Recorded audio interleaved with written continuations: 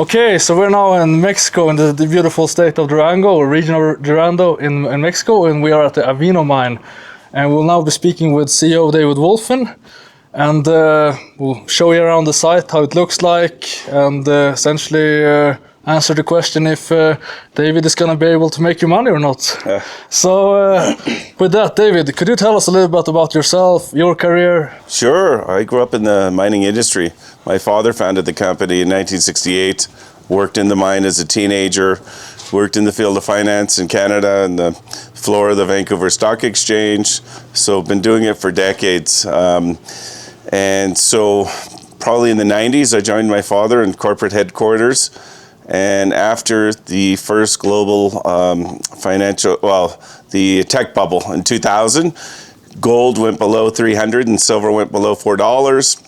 And I approached my father and I said we should buy the other half of the mine because we only owned 49% of Avino Canada at the time because there was no NAFTA in 1968 when he got involved. So I was appointed president and negotiated with the Mexican family to buy the majority interest, and that happened in 2006. And we were in a rising metal market, so I raised a bunch of money privately, and then needed a geologist to go explore the property. So we brought back Carlos Rodriguez, who worked for us prior to it closing in 2001. And he's our chief operating officer today. We put the mine back into production. We're running at 2,500 tons per day. 500 people work here. All the infrastructure's here, as you have witnessed, and you're going to show your audience. So what else can I tell you? Awesome. Well, first of all, so Avino, that was founded in 1968. Correct. And was it founded with, just this asset, or was it another? Essentially, tell us a little bit about the history of the company. My father was a stockbroker, a mining financier, and he was in California looking for brokerage business, and someone introduced him to a wealthy Mexican man who had an affinity for mining. And so he collected geological reports, and he invited him to send a geologist down in 1968 to look for mines that may have closed around the time of the revolution in the early 1900s, because maybe they didn't run out of ore. So he sent a geologist down. They looked at a dozen projects, and he came back and he liked the Avino mine, so it was available. So we formed a partnership. Avino Canada owned 49%, and the Mexican family owned 51%. And we built the mill in 1974 on the old foundations, because the British owned it in the 1800s. The history of the mine goes back hundreds of years. In the mid-1500s, Captain Iber of Cortez's army claimed to have found a mountain of silver. So the beauty of that is infrastructure, which you've documented in your video, that we're surrounded by villages and towns and roads and power and water. All the ingredients are here. And how is the access to power here? I mean, if you're going to expand the mill, you will need more power. No, well, possibly. Excuse me. At the moment, we built a 20-kilometer dedicated power line capable of over 7 megawatts, and we're only utilizing 5. So we have excess capacity for an expansion. Now we have 2,500 tons per day. How has the throughput changed over the years at Avino? Oh, well, when we reopened the mine in 2011, 2012, it was running at 250 tons per day. So we expanded it 10 times. Awesome. And obviously, I also have to ask this: how many shares do you hold of Avino, and both common shares but also incentive units, and how important is it to your own net worth? Well, I'm the largest shareholder outside of ETFs and indexes. Hold over 4 million shares, and probably with incentives 5.5 million shares. So I'm heavily incentivized. My remuneration is aligned with shareholders. And now you're at, give or take, 2.5 million silver equivalent ounces. By the way, how much of that is silver? How much is copper, gold? Right now, 49% of our revenue comes from silver, 19% from gold, and 39% from copper. That is going to shift to more silver as we deliver the higher grade silver from La Preciosa. We expect it to go up to about 58% next year and even higher after that. Perfect. Okay. And could you give us some sense of the trajectory? I mean, what will the production look like next year? And So next year you're looking at about 30 to 35% growth, and that's because of grade alone. So what's that, 3.5 million silver equivalent ounces? Or? Yeah. Yeah. And that's with not much expenditures. So that's the beauty that our shareholders are going to be rewarded with. A lot of growth and no heavy capital expenditure. It's about $5 million. We're just putting in a decline, 350 meters, intersect La Gloria and Abundancia veins, and hauling that material to our plant here. I also would like to ask you, I mean, obviously there are other mines in the state of Durango, and how competitive is the labor market here? Well, we're fortunate to have this network of villages all around the mine. There's probably 15 to 20,000 people within a 30-kilometer radius. So we have 100% Mexican labor force. Most of the people are from this area, unless we need a specific skill set, but 100% is Mexican. So that's very unique. Mexico is probably the best place on the planet for mining, because mining is ingrained in their DNA. I mean, after 500 years, aunts, uncles, cousins, everyone's got some interest in mining. And the beauty of that is it's a mining-friendly jurisdiction, and so you have the access to every type of skill set in one country, and that's very unique, because other mines that are discovered in countries in remote areas, they got to bring people in. That's very expensive. We're able to keep our costs down because we can get the labor force from nearby. And you can do a lot of your on-the-job training? Yeah, because we have an operating mine, so we have credit facilities with Caterpillar and Sandvik. So we buy brand new equipment. It comes fully warranted with simulators. So we've been training the local people with professors from those companies that are coming here to train our people. So you're getting the most efficient training. Perfect. And now, before we end the discussion, I would also like to ask you about Mexico as a mining jurisdiction. Obviously, it's very mineral endowed, but how is it working in both Mexico and also Durango? I mean, can you get stuff done? What's the political support? Yeah, well, as I mentioned, I feel it's the best place on earth. So, because it's. But every CEO will tell you that. No, but it's very unique, because not every CEO can tell you that everyone comes from that location. They're all from here. So that's very unique. Essentially, if you would do an expansion here, for example, what would the permit process look like? Well, Carlos could talk about that, but it would be an amendment, which would probably be much easier than a brand new permit from scratch, because there would be less disturbance of land. Over at La Preciosa, we had to amend the permits of the previous owners from 4,500 hectares to 150, because all we were disturbing is a little bit of ground to put in a decline ramp and haul it here. Yeah. If we were to go and permit to build a new mill there, then that would be brand new from scratch, and that's not a simple thing. What we have here is infrastructure and the ability to expand. So if you would permit, it would probably be less than 2 years. Well, La Preciosa was it was about a year. Once you got the blessing from the local people, it was about a year. Okay. So that's, and here you obviously have the blessing. We have the blessing, yeah. Obviously, when you think of Mexico, how is security? Well, for us, we're left alone. We're in a safe jurisdiction. We're in the high desert, about 2,000 meters above sea level, and surrounded by a network of villages. So you're not in a remote area where you could be a target. We're in an open area. It's farmland, and you don't see many trees. So it's not in a secluded area. It's very safe. We produce a concentrate, so it's not an easy thing to handle. So our concentrate goes to the shipping port of Manzanillo, and it goes over on a freighter over to Asia to the smelter. Awesome. Thank you very much. Carlos, great to meet you. Yeah. So could you tell us a little bit about yourself? Yeah, sure, absolutely. Yeah, my name is Carlos Rodriguez. I have been here in a company, working for the company for the last 20 years. I was graduated from the University of Sonora, and then I got a scholarship from the Colorado School of Mine from 1996 to 98. So I got degrees in mineral exploration And yeah, so I have been working for Avino, since we started with exploring the district. And now, I am in charge of the operation here. Yeah, I'm happy to. So how long have you worked for Avino? Since 2006. 2006. Yeah, so 20 years. But yeah, as David mentioned, I think one part of the interview, I worked for Avino in 2001, January 2001 to November 2001, when the mine shut down. So what did you work with in the 80s and the 90s? Oh, yeah. So I worked for in a small company, producing company up in Sonora, and then I worked for 13 years with Luis Min in the amazing mining district San Dimas in the state of Durango. So it was a gold silver mine. So I was the chief geologist in charge of the whole district there.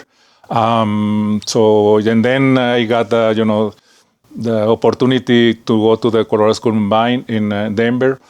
Yeah, so and then I worked for a little time with Hecla, a few months with Pan American Silver as well, for a few months as well, and another junior exploring companies. Okay, so you have been fully focused on precious metals mining and exploration in Mexico. Yeah. Is that fair to say?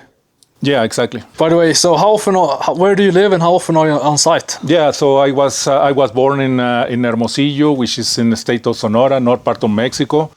And then, I moved to the San Dimas district in Durango, and then moved here to the city of Durango as well. And so I lived there with my family, my wife, 2 sons, and 1 daughter. So I'm happy to work for Avino. And how often do you visit site? Yeah, so I mentioned in the early days of the project, I visit the project. I lived in this hotel.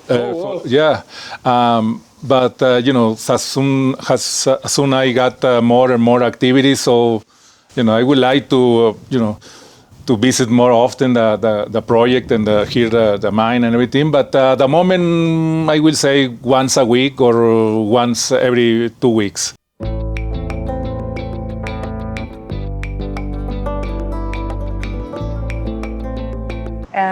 Hi, good morning once again. How are you? Good. Gracias. Okay, so let's start with this welcome talk.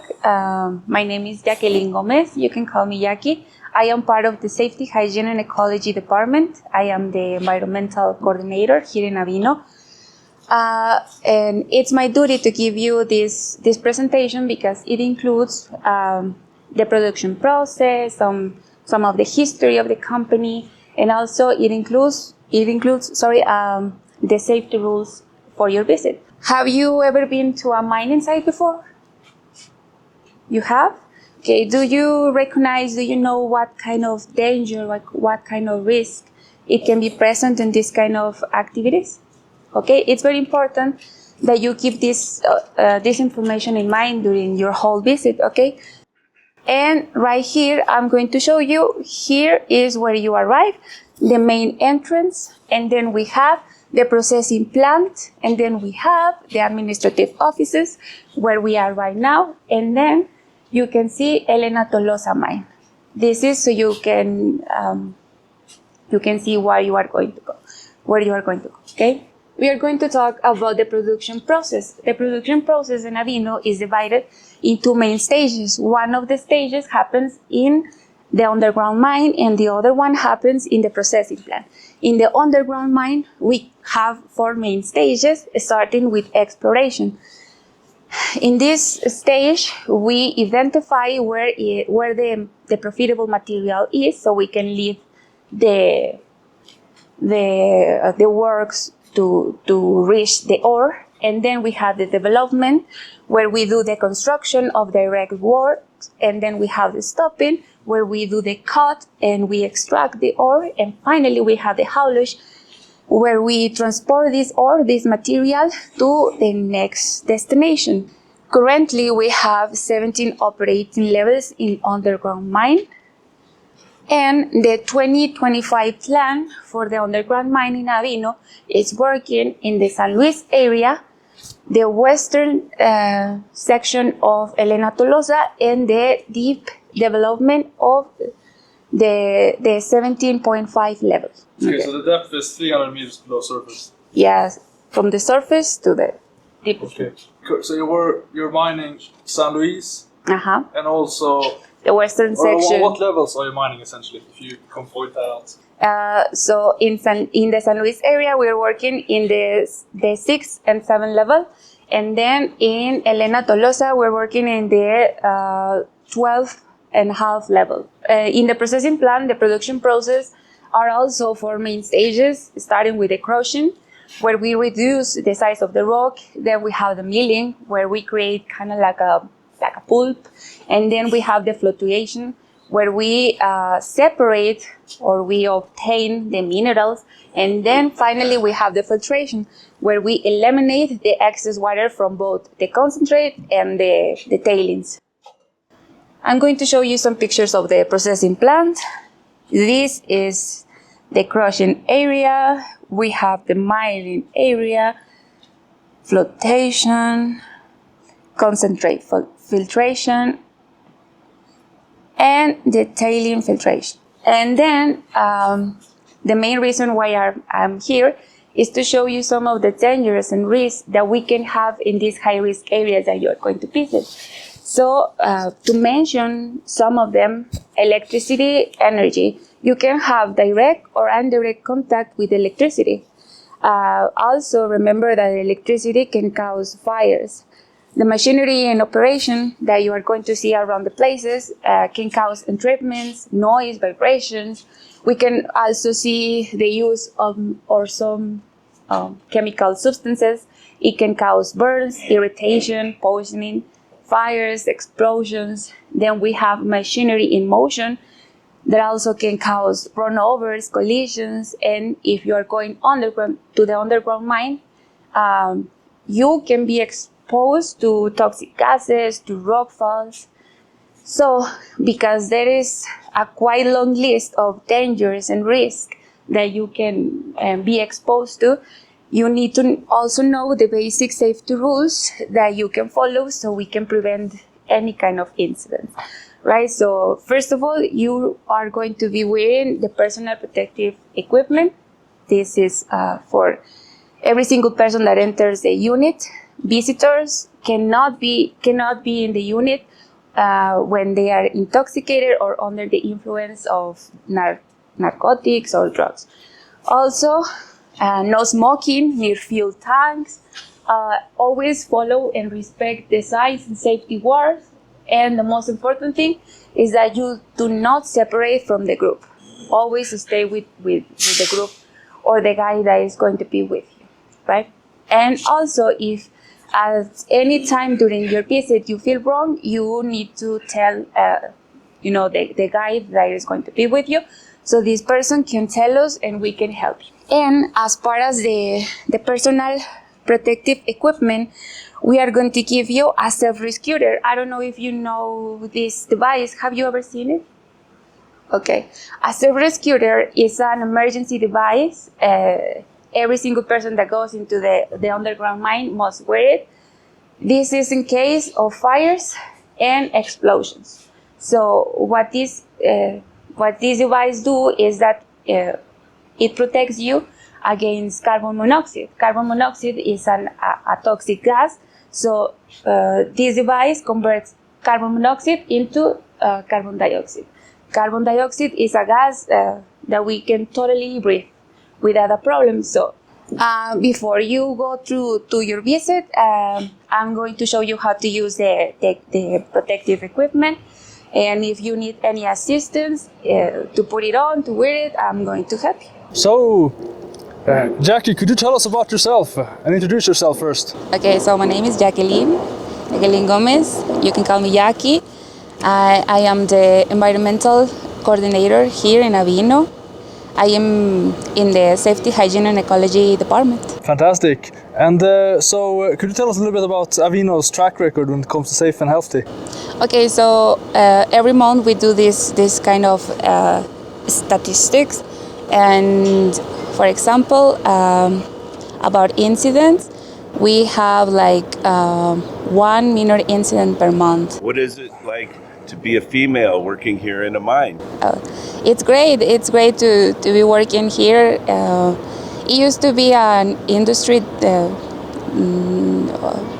with everyone, where everyone is a man, you know, but we poco a poco, como se dice, we are getting into a time where there's a lot of women here. I was talking to Amanda that, for example, in the offices, most of the people working here are women, and for example, we have women operating heavy machinery too, so that's impressive. It's not only me, but the other women working here. It's great. Could you tell us a little bit about Avino's sustainability efforts, and if you want to throw out some stats? Okay, so something there's a lot of things that we do for sustainability. For example, we work with the responsibility department, doing reforestation, and we also do a lot of activities for the communities, such as a health campaign, so we can take, for example, doctors or specialists to the people, so they get appointments and they get checked. I mean, it's for their health, you know. And another very important thing is that we are giving opportunities for the local people to work in different areas here in Avino. And we support, for example, with the training in heavy machinery, in all the activities that we do here in the mine. Perfect. And how do you work with the local communities here? And Okay, so the responsibility department is in charge of that. They do all the communication with the communities. They are in contact with them. Any kind of problem, any kind of observation that the communities do for us, we try to solve it immediately, you know. If they have an observation about, I don't know, the dust, the work that we do here, we try to solve them. have you had any issues with protests from the local community or HERA groups? No, the thing is, the local people here are the ones that are working here, so they are very happy that they have this place to work, to keep a good quality of life. So they're happy with us too. And how long is a shift here? A working shift? Oh, I work 8 hours. I work 8 hours? Yeah. So what happens if there is an accident, an injury? You know, how do you deal with that? Okay, we do have an emergency procedure. For example, the first thing is that the supervisor of the area must notify the doctor in the unit and the safety department. So the doctor gets to the area and make anything that is necessary in any case of the emergency. And then we have the emergency vehicle. It's an ambulance, and we. Like an ambulance? Yeah. So if it's needed, we take the patient, the victim, to the hospital, the nearest hospital. In this case, is in Francisco y Madero, a community nearby here, or to the city of Durango. In case of any, well, the most Like serious injuries? yeah, exactly. Yeah, like almost like a cat. What do you do then? Do you have a helicopter? Do you call a helicopter ambulance or? Because the Durango city is very very close, we always take them in the ambulance. Okay, but do you have medical staff here? Yeah, we have a doctor who takes care of any kind of an emergency, and we also have a rescue team. and they are every week they take the necessary training to take care of all these situations in case that the doctor is not in the unit.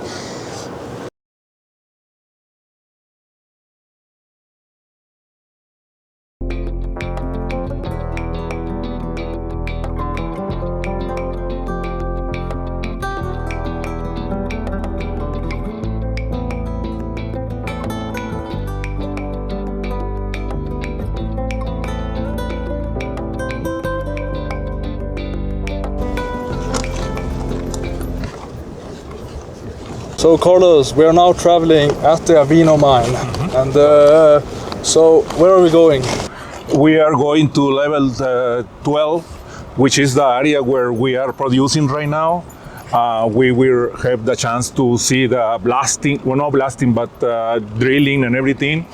And then we move to down the next level, 12 and a half level, where people they are loading the trucks with ore and moving to the mill plant. So we are now went into the adit. How many adits or access points do you have here? Yeah, this is the main access to the producing zones, and yeah, it's like 4 kilometers decline to the bottom of the mine. Oh wow! And do you have several adits, and how much underground work has been done here in total at Elena? I don't know, but it has been a really very huge, amount of kilometers. Like I will say, I don't know, 10 kilometers or 12 kilometers of underground workings levels and adits and everything. Yeah, around 12 kilometers. And how's the ventilation down here? How do you get ventilation, especially at depth at 1117 when you're 300 meters down? Fortunately for us, the old miners they built a shaft, and now we are using this shaft as a ventilation, but also to provide all the services, the mine services, to underground like power,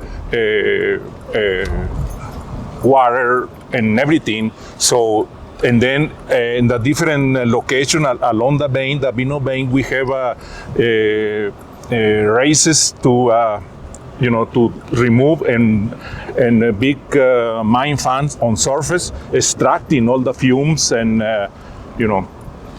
all the smoke, I will say. Yeah, so for that reason, you will see the ventilation is really very good quality. Okay, you can manage. Okay, excellent. And how much development do you usually do per day here, or on average? Yeah, during the developing stage of the mine, yeah, we were able to, develop like 300 meters per day or per month. But now, since we are in the production stage of the mine, at the moment, yeah, it's a little developments, not much. I will say 60 to 70 meters per month. So essentially, you don't really need to do a lot of development. No, at the moment, yeah, no. Is there an issue with egress here, and get a lot of trucks and jumbos? And, is there an issue with like too much traffic? No, because we are using this main entrance, right? But we have in level 9 we have another entrance to surface. So they are organized in a way that they never produce any collapse or any one-way traffic. Yeah. Okay. In and out. Ah, that's perfect. One way, yeah. So how deep are we now? I think that we are level 8 or 9. I think that now we are like 350 meters below surface at this moment. How many active stopes or active phases do you have? Yeah, at the moment, yeah, good question. At the moment, we are producing from one of the bench, since this is a long stop. So we have just one phase, but we produce 2,500 tons per day from here.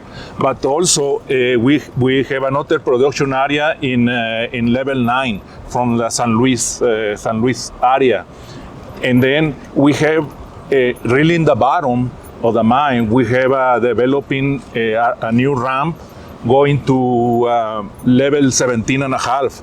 So we are in level 17 and a half, and we are producing ore from there as well. Okay, so how much do you produce from San Luis and how much? I need to double check, of course, but something from 600 to 700 tons per day. Okay, Most of the tonnage come from this main area. yeah. Yes, but we're not mine limited. This mine could produce 4,000 or 5,000 tons per day. It's that big. Yeah, exactly. And I mean, what's the width of the Avino mine? Well, this is still a vein. No, it's a stockwork system. It's a swarm of veins.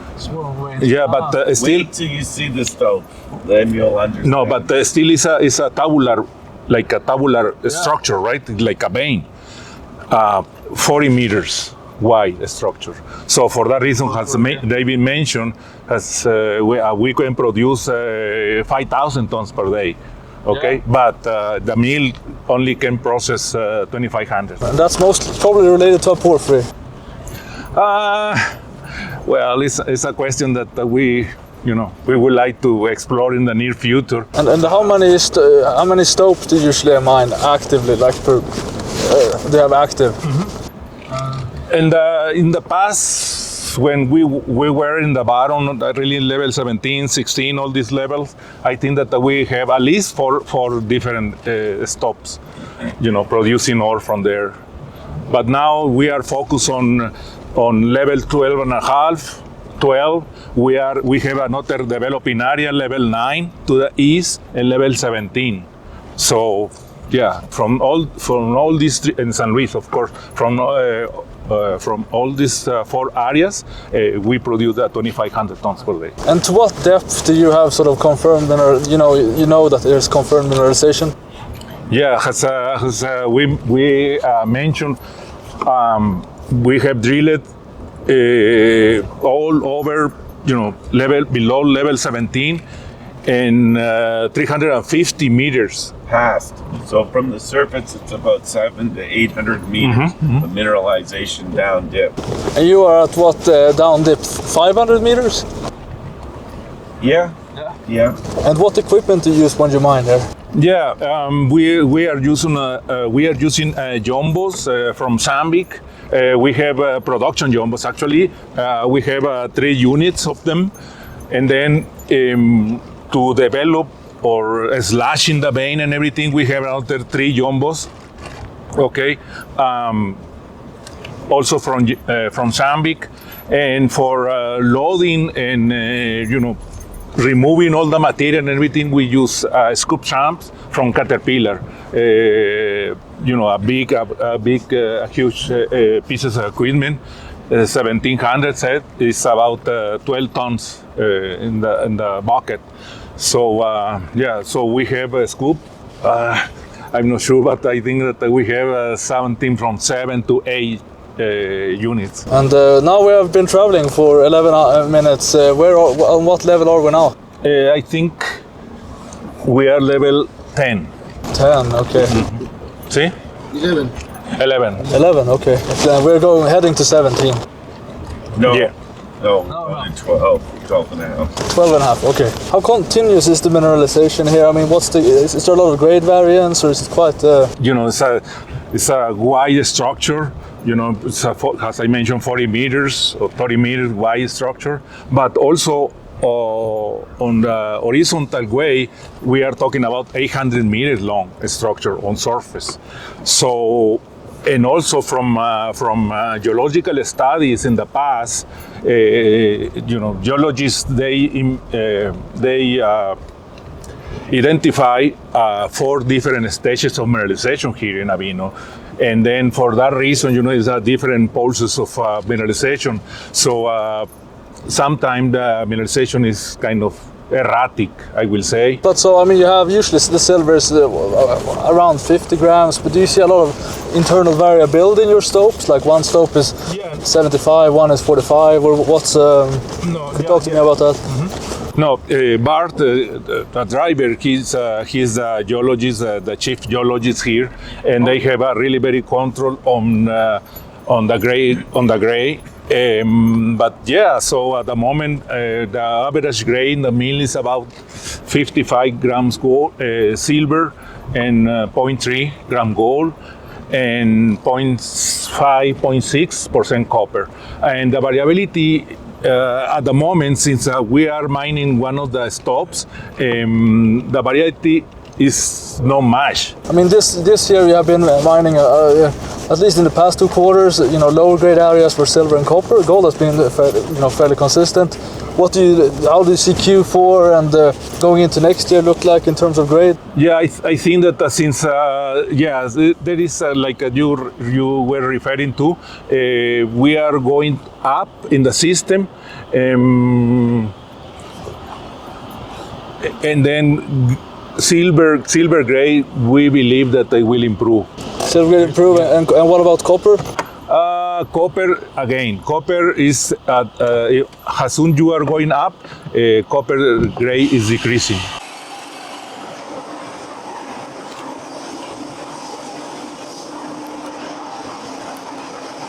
Okay, so Carlos, what are we looking at here? Yeah, we are looking at production jumbo, and we are doing all this mining for production. We are drilling about 20 meters to the next level. And then, so all these areas were selected by the geology teams. So they identify this area with, a good area for production. Are we inside a stope, or what are we looking at? Yeah, no, it will be a stop. This entire area will be a stope, or just parts of? No, it will be a stop. But they are we are ahead of drilling, like because the stop is just 50, 70 meters away in that direction. So they are drilling every 2 meters. They are drilling every 2 meters, and from this level, from this floor to the next floor is about 20 meters. So you drill above the vein, or above it, and take it out? Yeah, exactly. And so in this area, you are looking at a pillar. So this is a concrete pillar in order to concrete, with steel inside, just to protect and have a really very good ground condition. Okay. Can we see the stockwork here? It's a little dirty, but so all these veins. Veining, all these quartz are veining with chalcopyrite on it. And silver, which is argentite, and gold. The gold is difficult to see, but disseminated gold as well. Okay, and when they're mining this, how do you work to control dilution, grade dilution here? Yeah, grade dilution is, we believe that is less than 10%. Because in the hanging wall you have the contact with the volcanic rocks, right? So it's no barren rock. No, there is nothing else. No salt wall, no nothing. In the foot wall we have the intrusive rock, which also is a barren rock. But yeah, of course, always we need to consider. But it's less than 10% dilution. Yeah, more or less, yes. And what are we looking at here? There. Yeah, it's another concrete pillar. We built this pillar just to, as I mentioned, to keep a good ground condition in the mine. So no collapses, nothing like that.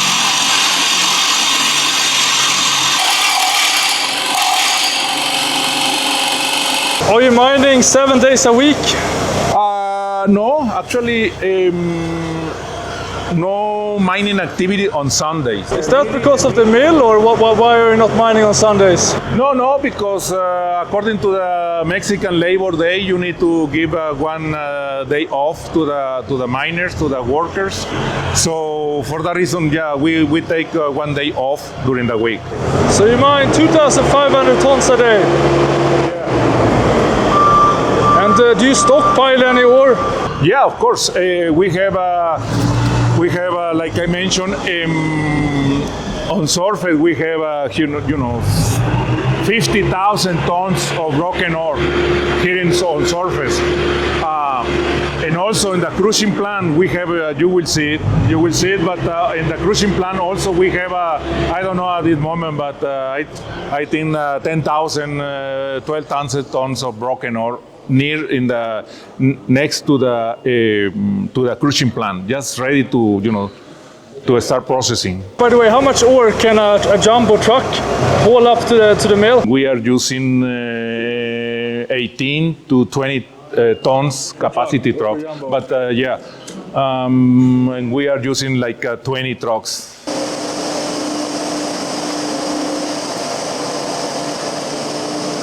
So what are we looking at now? Yeah, we are looking at one scoop tram unit. It's 10 cubic meters capacity. This is a piece of equipment from Caterpillar. And we have like 7 or 9 scoop tram like this in the mine here in Avino, plus all the ones that we have in La Preciosa. And if we look at here at the floor here, you got some water. How do you deal with the watering the mine? I mean, good question actually. And we have a different pumping station along the mine and the different levels. So the whole day we are pumping. Even on Sundays, we continue pumping, removing all the water. Basically, it's just drilling water. So where do you put the water? No, we have a water treatment plant on surface, and all this water is coming back to the mill. So we are trying to recycle most of the water. Yeah, how many tons is a stope?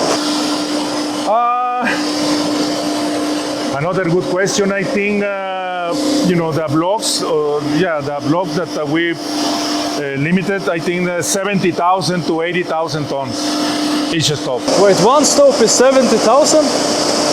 Wow. So next stop, I think that we need to go to the next level down to see where they are loading the trucks. Okay, with the stope. It's the same stop. Yeah, it's same stope. Yeah, the same stop, but a little more to the west. And the stope goes down. Goes down in the ground. Okay, David. So how does it feel to be underground? It feels great. It feels safe. I'm happy to be back here. See the progress that's being made. And how do you work with safety in general at the mine? Well, we're very fortunate that the rock is very hard. It's good, so it makes it very safe. There's not a lot of broken, loose, fractured rock, so it makes it for safe mining. So, David, quickly here, if you would like to increase your mining rates, what do you think would be possible? Increasing the mining rate is the easy part. It's the milling. So the mill is limited to 2,500 tons per day. Increasing the mine, because it's such a big system, 30 to 40 meters wide, 500 to 600 meters of strike length, we could feed a bigger mill. And we haven't had that luxury recently because there's a lot that we're doing, we have on our plates. We're building a second mine, and so next year we're going to do a reevaluation of both projects to see about expanding the milling operation. But so, I mean, if you would like to increase mining here, how would you do it? Would you just add more stopes, more working levels, or how do you do it practically? Well, there's enough mineralization to add more stopes. It would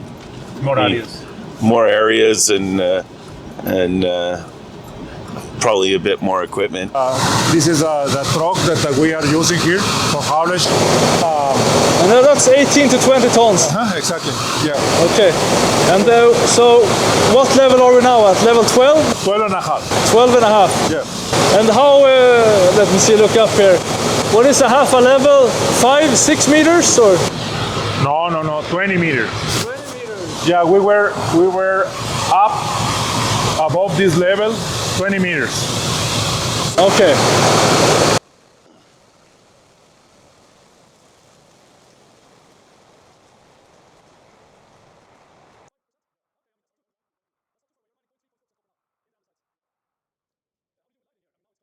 How do you do with lighting here? I mean, now it's completely dark. Besides our lamps. How do you work with lighting? I mean, does every truck has its own lighting? Yeah, of course. Do you put lightings? I mean, when you work here, how do you? No, but every truck, every piece of equipment here has a very good lights. It's a recommendation by the safety department. And you will see there is a lot of light there. But in every level there is a lighting station. It's a lot of light and a phone, telephone where you can call on surface if you want to require the maintenance people or something that you need here in this level. Yeah, you can call on surface to somebody else and say, oh, I need something.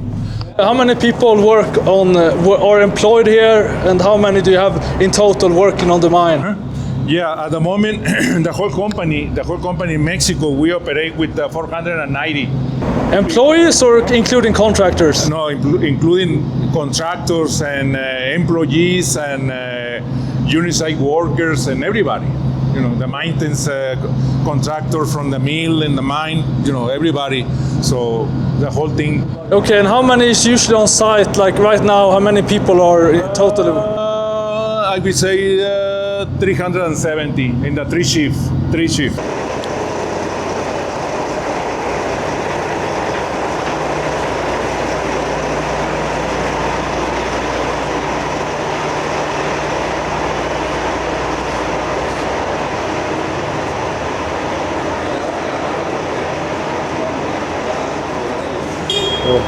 So this is a jumbo.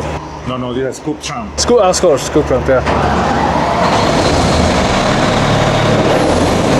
Remote control. So the operator is in the top.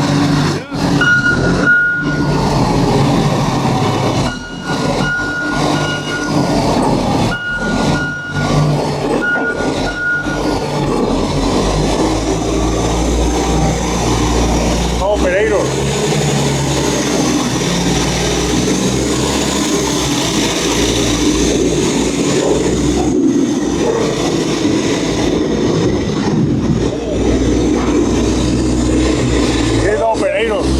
This is the broken ore. It's trucking ore. To where? To the... On the upper level. This is the broken ore. This ore. Yeah, this is going to the mill. Yeah. So the truck is coming. Yeah.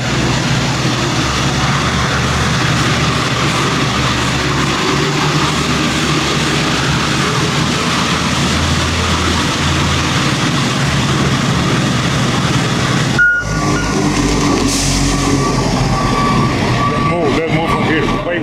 Wait.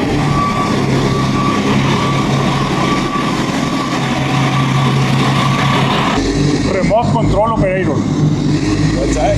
Oh, and that? Yeah. Oh. No, there is no operator in the scoop tram. The operator is over there.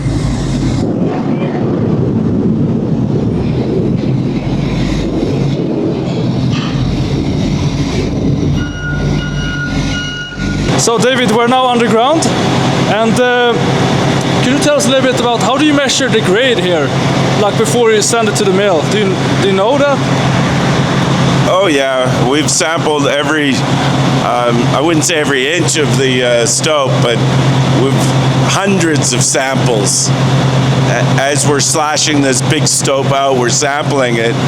We sample I don't know how many times, but many times, probably a dozen times, before, during, after, all the way through the process. So we got a very good handle on grade. And right now, so you're mining 2,500 tons per day. You mine six days, so give or take 2,100 to 2,200 tons per day.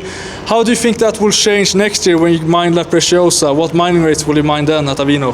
The mining rate at Avino will slow down a little bit because we'll change the production mix that goes through the mill. So the smaller circuits will handle the ore from La Preciosa, and the larger circuits will handle the ore from here. And we're going to do a study next year to see about increasing the capacity of the mill. But preliminary, we're talking, if you mine 6 days a week, the 2,000 tons per day from Elena Tolosa, or from here? Yeah, that's correct. This is an open scope. Go. You can see how big the operation is. Be careful, stand here. Oh wow! So we're now looking at a stope. Yeah, it's an open stope. This is where the mining production comes out. You can see the big boulders of rock. That's ore grade material. Then we backfill that with waste rock and tailings. You backfill that with waste rock and with tailings. How much of your tailings can you backfill instead of putting it on dry stack? We're sending, I think about 50% of our tailings is coming back in the underground, and we're mixing it with waste rock. What's the dimension of this stope? Well, in this area is like we are watching here is 40-meter wide structure, but 90 meters long. Is the size of one stop. Oh wow! And are usually that big, or does it ever? No, it's the standard. The mining engineers, they designed the size of the stops. Cost per ton, the cash cost per ton is $50. All in sustaining is around $70 per ton. Wow! That's amazing. I know. That's what we tell everyone. Like, look at the costs. The beauty, like David mentioned many times, is that the wide of the structure. Even it's a low grade, but the bull tonnage that we can produce. We can mine 5,000 tons, but the capacity in the mill is not that size. But Yeah, I mean, metal prices have only come to this price in the last 12 months. So everyone's like, well, why don't you have 5,000 tons per day? We haven't had that opportunity because it's lower grade, it's bulk tonnage mining, and we focused on growth. So we acquired La Preciosa. So now we're going to think about upsizing everything. Regarding that, so have you begun the trade-off studies? We've just invited the engineers down here, so it'll be next year. Next year, okay. Is there any timeline? I mean, how are you going to put out, a scoping study, or how are you thinking of communicating to the market? Well, in Q1, we're going to come out with a reserve estimate. That's priority number one, is converting resources to reserves.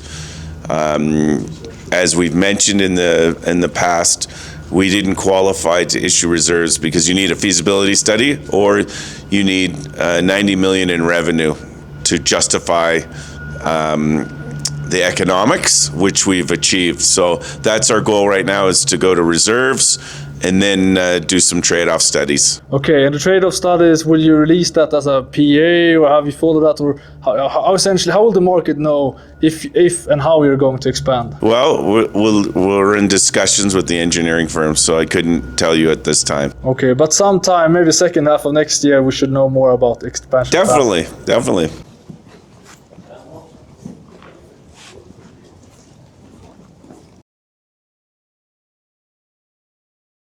we are using the second main entrance to the mine, which is the San Luis area. So this is the second entrance. Do you have any more entrances besides those two? Just these two.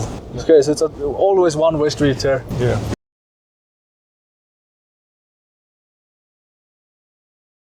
Oh wow, now we're coming outside and now we're seeing, what are we seeing here? Mountains? Yeah, and also in the front of you, you are seeing the ore stockpile as well from San Luis. All this red kind of brown material. How much stockpile material do you have here? Yeah, from the top of my head, I think 15,000 tons. So part of the reasons for why you have low cost is that everyone lives here or lives close by. So you save a lot on contractors and specialists. That's correct. This is the dry stack Yeah. storage, our facility. Are you the biggest employer in the area? Yes, we are. Definitely. Yeah.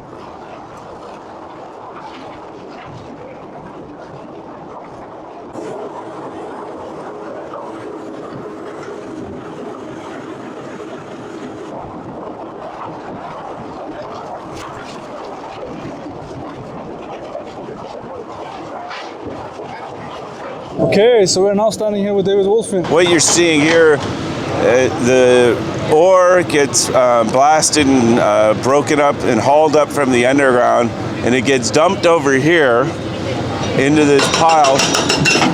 And then over here we have a rock breaker because we need to break it up further. It's really solid rock. It's unusually solid, and that's because of the nature of the ore body. It's a stockwork system. It's got swarms of veins in there, and I think they figured 3 or 4 different events happened over millions of years apart, but in the same location.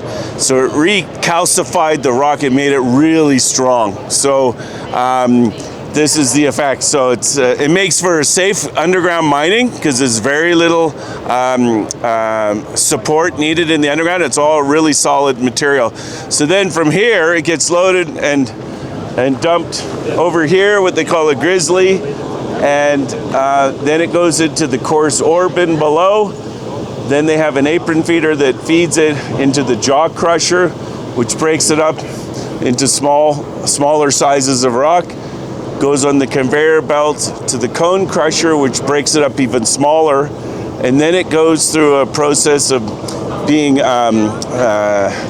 downsized. So smaller material will go through the filters, and then the bigger material gets recycled, goes back through the process, and then eventually it goes to the ball mill, which turns it into powder, and then from that point it goes into the flotation tanks. When you have 4 circuits, is that do you still just have one jaw crusher, one cone crusher, one ball mill? So how it works, the primary crushing area is a 3-stage crush. So as I just described, so it goes through the jaw crusher, and then there's different sized cone crushers. So it depends on the size of the material. It gets fed into these other products, but it's suited to feed to process up to between 2,500 and 3,000 tons per day. The rest of the plant can do 2,500 tons per day, so it's more than enough capacity. After the primary crushing area, we then have fine ore bins. So once it's a smaller material, it gets loaded into these ore bins, and from that point, they have separate circuits throughout the mill, so we're able to keep the material separate if it's a different style of mineralization, like what we're going to be bringing from La Preciosa 19 kilometers away. La Preciosa, that will go into your 2 smaller 250 ton per day circuits. Correct. After the ball milling, etc., it goes into the flotation tanks, or? Correct. Yeah. And The what powder. happens after that? So then it gets mixed with water and reagents, and the reagents are a thick type of material that that the material clings onto, and then it scalps it. So the flotation rises to the top, and then they scalp it off, and then it gets further refined. And what's the last refining process there? It goes through a thickening. Now it goes into a thickening to bind more of the material together, and then it goes through filter presses to squeeze the moisture out. And then it gets into It's a concentrate. yeah, and that's a bulk copper concentrate you have. Yes. What does bulk mean in this instance? Bulk means that it has multiple minerals in it, and it's primarily copper because it goes to Asia to a copper smelter. The material that we will bring from La Preciosa will be a high-grade concentrate, not a bulk concentrate. That'll be a smaller quantity, and that will go to like a lead or silver concentrate. silver and gold. Wait, these are vibrating what? Vibrating screens, and so the fine material falls through, and the larger stuff bounces off, goes back through the process again. You see the conveyor belts, takes it back up, goes back through till it gets to the proper size. 3/8. Hello there, my name is Khalil Ruiz. I'm the instruments engineer here in the plant, and I've been collaborating with the team to develop these dashboards for each of the circuits and the different areas like flotation, ball mills, and the crushing plant. Explain how this has improved the operation. Well, it's super easy for the operators to look at the screen and see the trends and adjust if anything has to be taken action. They just see it there and they don't have to wait for feedback from supervisors, bosses, or anything. It's just there and always available for them. The combined grade that's going through all the plant, all the circuits, is roughly what? Well, depend of the day or the area that we are mining at the mine, but mainly silver will be 50 gram silver, gold 0.3, and then copper. Yeah, there are very good areas, very good days, but I will say 0.5%. Now, what's the exciting thing? La Preciosa, what do we expect? Well, depending also along the vein, the two veins, we are expecting 270 to 180 grams silver in the head of the mill. Gold is little 0.2, 0.1. And what kind of recovery rates to expect for La Preciosa? Oh, higher, because it's, in the long run, once we iron out all the kinks, we expect higher recovery rates. In the beginning, it's new, right? And 80 to 90%? definitely. And gold? Can you still recover that? Gold's lower, so 70s. I mean, it's hard to say because we just started processing, so you got to give us some time. So we'll message that information to the market.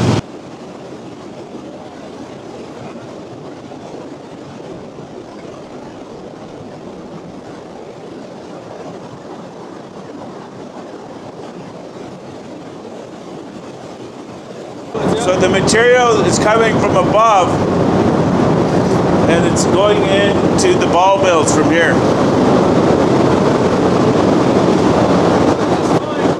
This is a weight meter. So the screen is showing 47 tons per hour. It's passing through the belt. We have a weightometer, so this weighs the belt, so we can analyze how much material is going through the plant.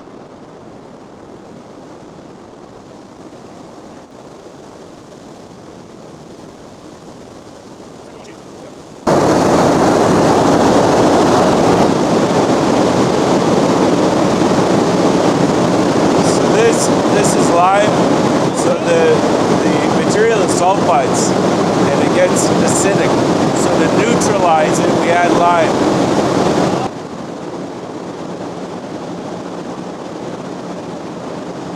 Big flotation cell. This is part of the $10 million investment in upgrading the plant.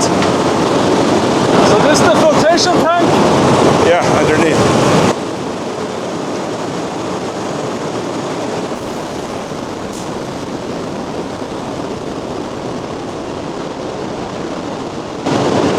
your head. This is a thickener tank. It thickens the material, condenses it.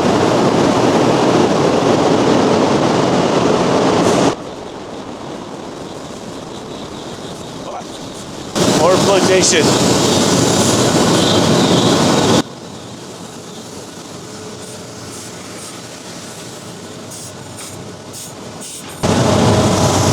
Be careful. Be careful.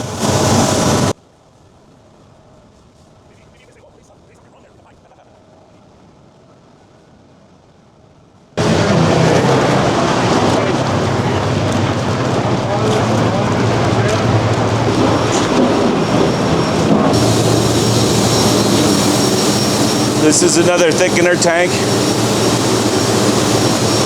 Combines the material, consolidates it before it goes through the final process, which is the filter press to squeeze out the moisture. So this is filled with silver, copper, and gold. Oh yeah. So these are DM filtration. These are concentrate filters. This is what squeezes the moisture out of the concentrate, and then after that it goes to the concentrate warehouse, and then it gets loaded into trucks, 40-ton trucks, and it goes to the shipping port of Manzanillo. So we want to get the moisture content down to 8%. We don't want to be paying for hauling water, so we have to keep some moisture in there, but not a lot. So these machines, believe it or not, are made in Italy, outside of Bologna, and were invented originally on a smaller scale for making olive oil. And now in the industry of mining, we use it on a grand scale. And we have bigger ones at the very end that squeeze out the moisture from the tailings. These are concentrate filter presses, and then we have tailing filter presses. Yeah, and by the way, the concentrate from La Preciosa, where will you sell that? We'll sell it to a trading firm. And the concentrate here, do you sell it to trading firms or? Yeah, just the it customer? depends where they want it shipped to. Yeah. Typically, it's the same port.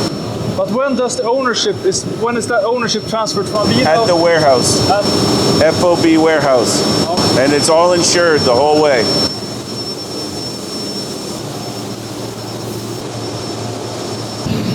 Don't want to fall here. So after everything you've seen thus far, this is the end product right behind us. This is what we call a concentrate. It's a bulk concentrate. It's got high levels of copper, silver, and gold. And it's a security feature because we're not producing doré bars on site, so it's not a target for criminals because they would need a smelter to further refine this. And the only smelters that operate in the country of Mexico is by Peñoles, which is an ethical conglomerate, and they don't take truckloads of concentrate. So we haven't had any problems, and it goes to the shipping port of Manzanillo, and it goes over to Asia to those smelters, to our #1 trading partner, which is Samsung. And it goes in their electronics. We're helping them.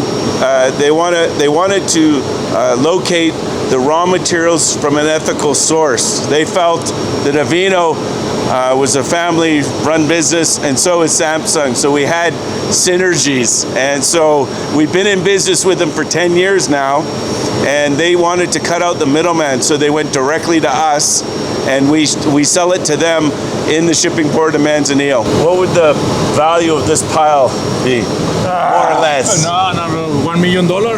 Yeah. US. I'm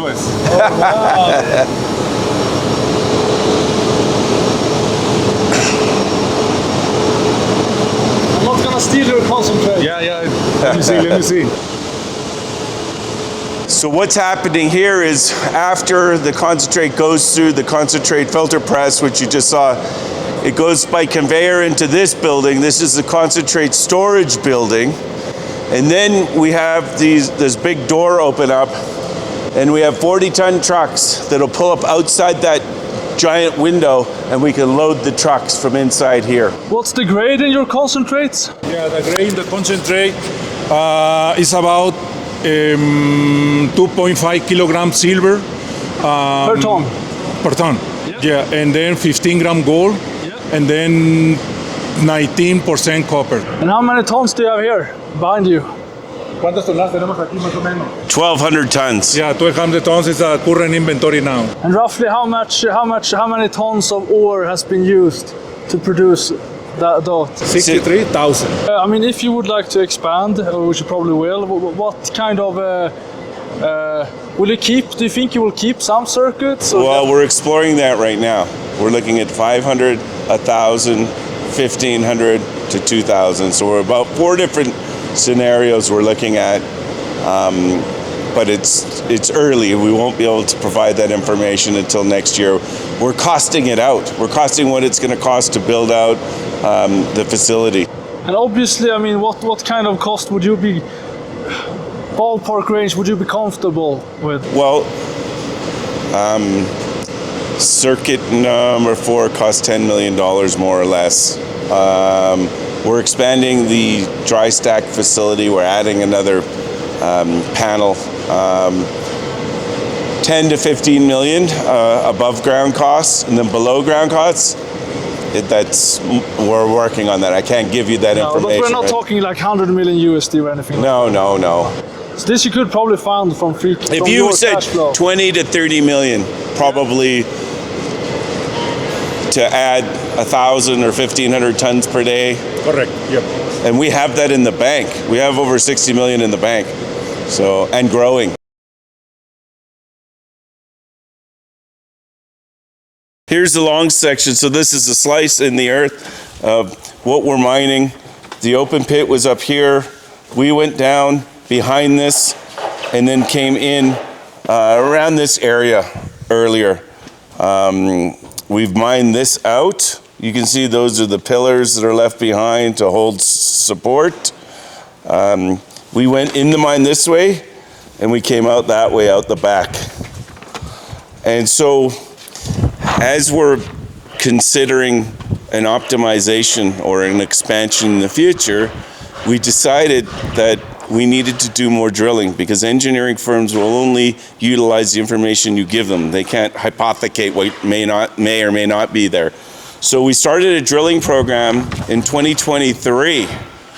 And then last year we stopped because we were low on cash because we bought La Preciosa and there was other priorities. So now we've started drilling again this year to keep drilling. So we're following the mineralized trend. So from here to here is almost 800 meters of mineralized trend. So this is considered world class. And so we've basically doubled the mineralized extent because this is about 350 to 380 meters below surface, and we've almost doubled it. It's not as wide, but it's following, there's a fault. So this mine is structurally controlled. There's 2 offsetting faults going in opposite directions. And what happens in between is the ground breaks up and fractures. So when solutions come up over millions of years, they follow the least resistance to the surface, and those create veins. And so that's what's happened here. So we're chasing this down, and we hit some fantastic drill holes. One hole, which was 100 meters below the bottom developed area of the mine, hit 57 meters of 400 grams of silver equivalent. There was 37 meters of 300 grams of silver equivalent. Through thickness. And then, yes, and then there was 3.7 meters of close to 4 kilograms of silver equivalent. The best intercept in company history, and it's 57 years after we started the company.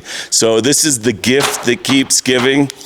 We pray to the Aztec and the Mayan gods every day and thank them for our daily bread and for the mineralization that they put here. Could you explain the core that we're seeing here? Yeah, so of course, as we have mentioned during the trip, the mineralization here in Avino is just stud work with some kind of brecciation, but also, there are some rich zone in the breccia, and Bart is providing the grade.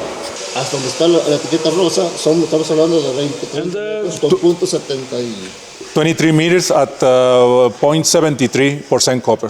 How do you explain that? I mean, that's quite good. That's like No, yeah, as I explained during when we were in the way here, there are different pulses of mineralization, and it's so erratic. So maybe it's we still at the moment, even after 500 years of history in the mine, we don't know exactly what pulse produce this good mineralization. We don't know if stage 1, 2, 3, or 4. I wanted to show you, to point out, the chalcopyrite dissemination along the rock, the piece of rock. So, but also you can see the veining. So for that reason, it's a stud work that the texture that we saw in the ceiling of the mine. And that record intercept, was that also in the stock work? That 57 meters of was it 400 grams per ton silver equivalent? Yeah. Yeah. Are you seeing any grade? Are you seeing that grade are increasing as you go deeper, or is there any zonation to that? Yeah, no. As I mentioned, also it's a kind of zonation. So on surface, in the early days of the mine, it was 0.2% copper on surface, but now in the holes the latest hole that we have drilled is 0.6, 0.7. Even there are some area with 0.9% copper. So it's a clearly zonation from the surface to the bottom, really. Of the So to try to get a handle on it after all these years, to classify the deposit, it's still not totally classified. So we retained the services of two world-renowned structural geologists, Jeff Hedenquist out of Ottawa and Tony Starlin out of UK, who was ex-Newmont. And they see indications of skarn, VMS, and porphyry. So who knows? I mean, those are big mines potentially at depth, but we don't know. And the only way to understand that is drilling, and that's what we're doing. You will next year. How do you think your exploration will look like? 10,000. Oh, easy. We're looking at $4 to $5 million worth of drilling probably next year. So at least 10. What's your drilling cost here? Carlos? Yeah, because we own the machines, and the operators, they are local people as well. So the cost is about $110 per meter. Including assays? Yeah, no, of course not. Yeah, we need to include assays and but it's still below $200 costs. a meter, all in. Yeah, 140. Okay. Yeah, all in. Yeah. Oh wow. And that's so you will do at least 10,000 meters next year. And what will be the purpose? Where will you? How will you try to expand the Avino mine? Okay, well, there's two things that are happening at the Avino mine. So there's the potential at depth, and then there's the potential on strike to the west towards the fault, the west fault. So we never fully tested that area because the tailings TSF storage facility number 1 is on the surface. So we didn't want to disturb that, but now we built a dry stack tailings facility. Now it's drying out. Now it's getting safer to mine below it. So now we're drilling through the tailings and below it and on strike with Avino. So it's good probability that we're going to add tonnage. So there's the fault, the west fault. The tailing storage facility is right here. So we left it alone, but it's obvious. This is brownfield exploration area. This is where we mined, and because this is maybe 125 meters below the tailings. Correct. We didn't want to disturb the tailings when it was an active tailings dam, so we left it alone. So now we're going back and exploring here. So drill number 2 is here, drill number 1 is here. How are you thinking of releasing assays here? And I mean, how is it? Because this is more of a bulk tonnage story and we're trying to get a handle on it, we're going to do that in a lump. So we're going to wait till the end of the year. With La Preciosa, that's different. We're hitting bonanza holes, and we don't want to sit on them. We want everyone to know what we're hitting.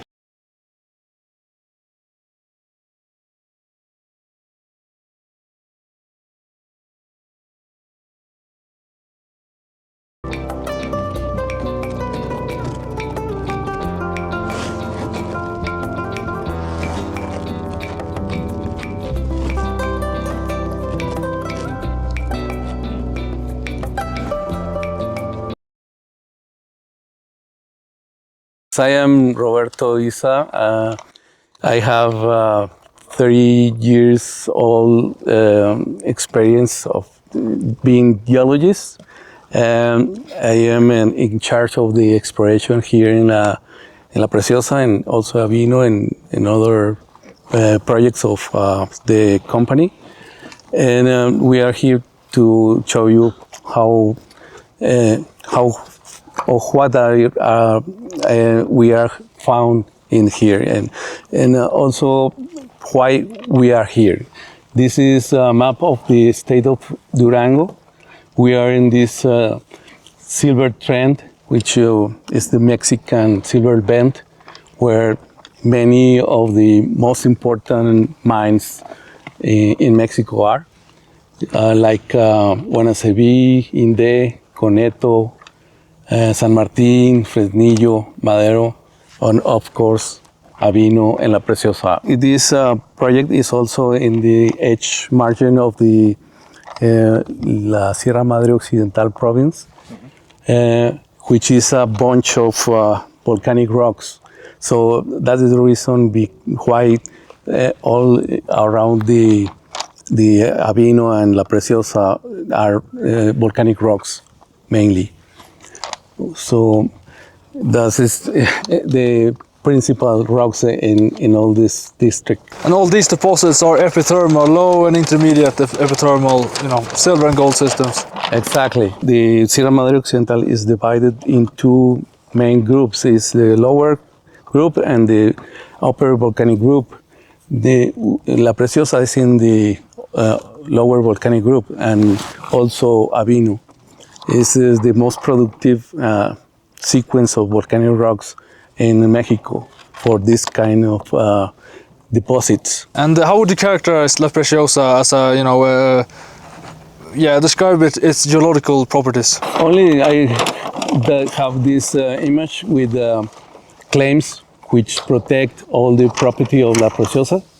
Are around 6,000 hectares in La Preciosa. This is a more detailed map with the limits of these claims. The bigger one is out of this map, but here is the main veins we are located, and this is where the production is coming, La Gloria and La Abundancia. And the other one, very important, is this one, but it's only the projection because this one doesn't outcrop. Okay, you have 4 other veins here, I see. Yes, exactly. We have another, we know the existence of the other veins here, but it's not, they are not explored already. So the plan is we're going to explore it soon. And could you explain the resource, the grade you have here, and how much is in Abundancia, how much is in Gloria, etc.? In Abundancia we have almost 9 million ounces of silver. Silver, or equivalent silver. Yeah, equivalent silver, yes. And in Abundancia we have 20 million ounces. And at what grades? We have a cutoff of 120, something like that. Yes, 120 equivalent ppms or grams per ton equivalent silver. And what do you think you will mine when you actually start mining it? Or you are starting to mine it now, I guess. Yes, we started a few months ago and we are producing right now. More or less is it's variable, but there is 230 grams. Silver or silver equivalent? Silver. Okay, and generally, so when you say 9 million ounces or silver equivalent at Abundancia and 20 at Gloria, how much of that is actual silver and how much is gold? How much is silver? No, the silver is mainly because we have 90. Okay, 9%. Okay, and how would you compare, if you compare this to Avino, what's the main geological differences here? Well, it's completely different because these are epithermal system, and Avino is more complex because it's At the beginning, when the spinal column was a epithermal system, but right now we are in the roots of this epithermal system. It's changing. So it's a stockwork, and this is a more traditional veins. Veins, yeah. Mhm. What's the thickness roughly of these veins? Is the width is more or less 4 meters and 6 meters. La abundancia. Oh, you're perfect. More or less.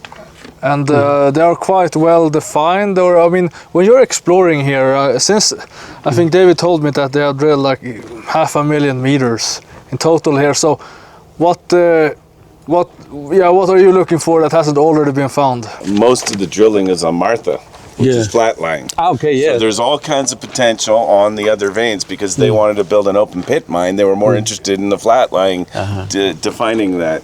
So there's all these little veins they weren't really paying close attention to because they were going to just take it all.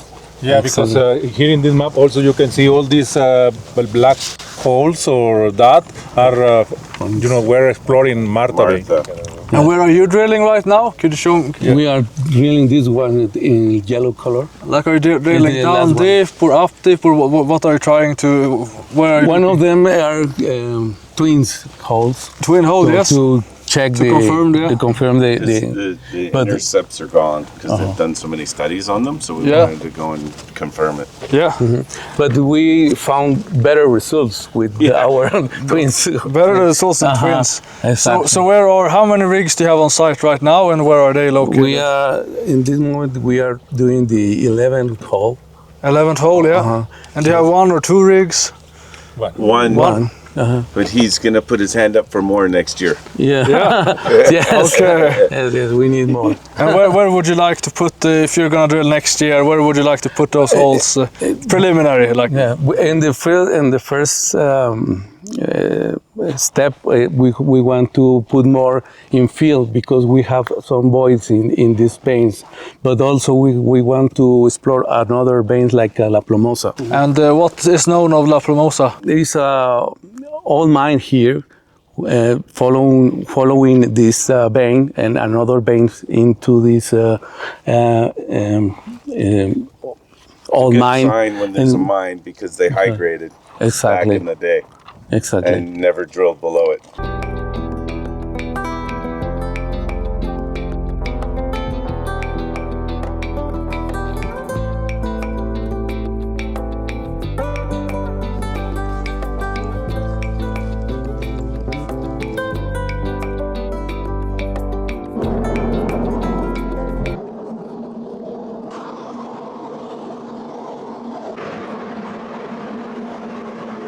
So this is the main entrance to the decline to intersect the veins in level 3 to intersect Gloria and Abundancia vein.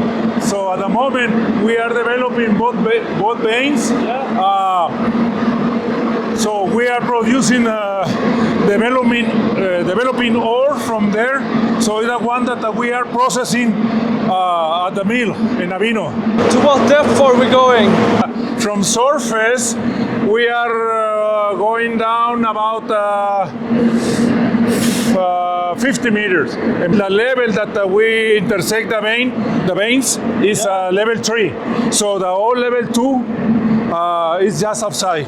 Do you have 1 portal or more? At the moment, well, this is a brand new ramp, right? In the other side of the hill, we have level 2, which is an old mine, like they developed this portal back in 1920. Do you still use that? Yeah. This decline has 350 meters long to intersect the vein. So we have in preparation to continue with a decline to intercept the vein in level 4. And this is La Gloria vein. Yeah. But you have intercepted Abundancia also. Yeah, no, both veins. Both, okay, we'll see that. Yeah. How much are you advancing per day in terms of meters here for development?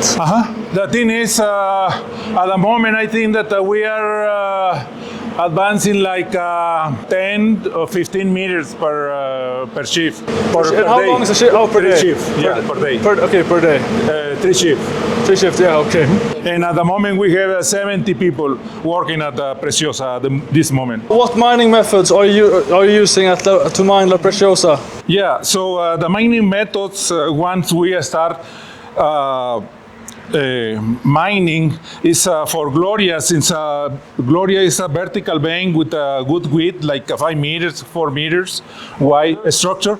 So we are planning to have shrinkage stops. How does shrinkage stop work? Yeah, it's like you start mining and then you continue. You can walk or you can stand in the top of the broken ore and continue mining up. And then for Abundancia, we are planning to have a cotton field. And what are we seeing here in front of us? Yeah, I think that they are explaining where we are. I think that we are in Abundancia vein. Can you see the vein here? Okay, let's find it. What mining rates do you think you will, or when will you be in commercial production, do you think you have? No, once we start producing, so we will start with 300 tons per day, and then we can escalate to 500. And when will you start at 300? By the end of December this year, January next year. 300 tons. And then you go up to 500. Yeah. And I mean, obviously now you're mill constrained, but if you in the future expand the mill, what do you think is a reasonable mining rate for La Preciosa? No, we have plans, we can do all the plans, but so according to David and what they have planned in his head, and it's about 1,500 tons per day. And so what equipment do you use here for mining? Yeah, it's the same. No, in this case it's a bolting. So, it's just to make sure that ground conditions are good. So we are using this machine here. But it's the same. We are using developing jumbo from Sambic as well. We in Avino we had a chance to saw the production jumbo vertical ones, but here we are developing with jumbo. Jumbo, okay, and are you using, will you use scoop trams? Yeah, scoop tram with 10 tons capacity in the bucket. Okay, so what are we looking at here? Yeah, so at the moment we are looking at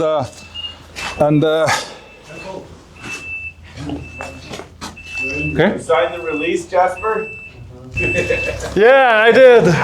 ¿Puedo pasar por acá? Yeah, so this is the Abundancia vein, looking to the south. Okay, so Abundancia and Marta, they are north and south trending or striking veins. Okay. Is the minerals silver and gold hosted in sulfides or? Yeah, no, but mainly silver is on sulfide. It's argentite. Argentite. Okay. Okay. And so when you do shrinkage doping, do you put bolts under? How do you? We will drill vertically. Upwards or downwards?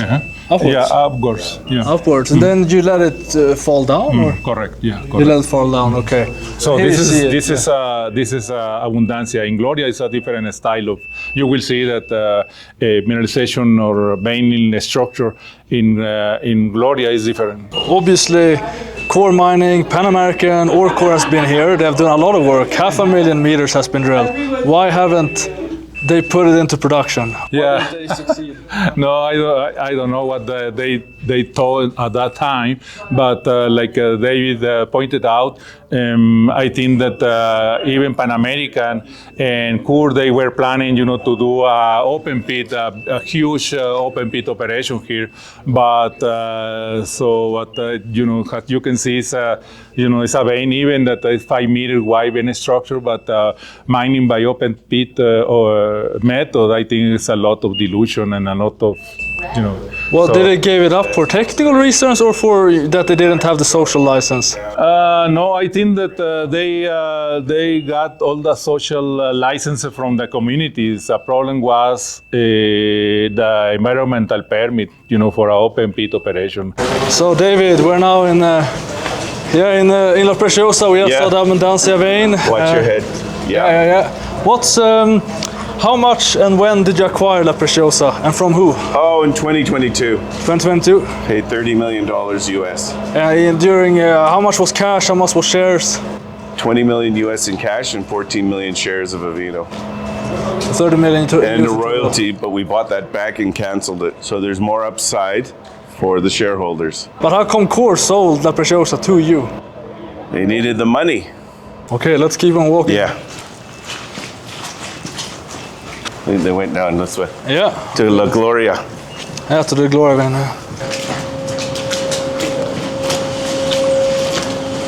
So this is a Gloria vein, and we are walking to the. Are we looking at the straight at the Gloria vein or? Yeah. Gloria to the south. Do you have dewatering issues here or? No, because all this water is from drilling, right? From the yombos. So, but in there I can show you the dewatering station. So we are dewatering all the underground water to surface. The thing is, for some reason, somehow, in Durango, we had a really heavy rainy season, right? From middle of June to last week or 2 weeks ago. So it was a lot of rain. So for that reason also it's really very wet here. What is this? This cable? There. Compressed air, okay. Okay, and that up in there? What's that? It's Also air. When they blow it down here, after the blast, we gotta make it safe. Yeah. Okay, so what is this equipment, what we're looking at now? Scaling plaque off your teeth. Yeah. So after a blast, you have all these loose rocks. Before it's safe for someone to go in there, you gotta scale it off. Ah, I see. Okay, and this is the vein that we're looking at, Yeah, exactly. the La Gloria vein. Gloria. And this is the same mineralogy here with... Yeah, very much the same. Yeah. Which one is higher grade, Abundancia or La Gloria? ¿Qué beta tiene la mejor ley? Es que es variable, no. No, it depends. you are. But for me, it's Gloria has a better grade. Pero en general sí, la Gloria es la mejor. Based on the drilling, in the past drilling, the current drilling. But there's also a nugget effect. So there will be intersects of extremely high grade material. So we're looking forward to that. So you can't just look at the average grade and think, oh, that's what it's going to be forever. That's maybe what it averages over 10 or 15 years. But there may be quarters where we get bonanza grades going through the mill. But could it also be quarter when you have lower grades? Obviously, yeah. But it's also part of our infill drilling program that he was talking about earlier. The more holes you have in it, the better understanding you have. So the less likely you're going to get, shocked with negative news. Do you have a good handle so you don't, when you mine vein system, it could sometimes be difficult to handle the dilution? How will you? Well, because it's wide enough here, we can determine between the host rock and the vein. The vein you can see is quartz veins, but there will be dilution, especially up near the surface because the ground is not as solid as when you go down deeper. Do you have any idea? We're talking 20%, 15% dilution? Dilution? No. As I mentioned earlier this morning, in Avino, I mentioned you to have 10%, right? But I crossed the information with the main mining engineer in Avino, and I think that in Avino we have less than 5% dilution. Yeah. And here, and 10%? Here I think that maybe we can have 10%. So what are we looking at? So we're on the other end. I think it's the north end of La Gloria vein. So we're mining two different directions on both veins.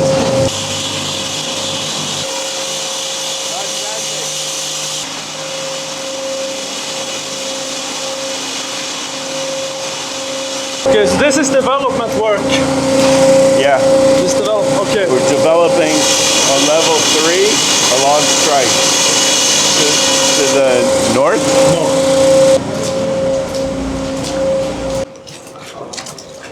And by the way, the workers at La Preciosa, they also all come from nearby communities. Yeah, Yeah. So no change. the workers for the Preciosa come from the community. Yeah, exactly. No, 100% come from the communities and around the operation here. And do you have any camp here? Yeah, we have a camp here, but only for the employees. Since the workers, they live really very close, like 10 minutes from the mine, so it's no need to have, for miners. They can sleep in their own bed. But for the engineer, geologists, and surveyor, and all these people, yeah, we have a camp.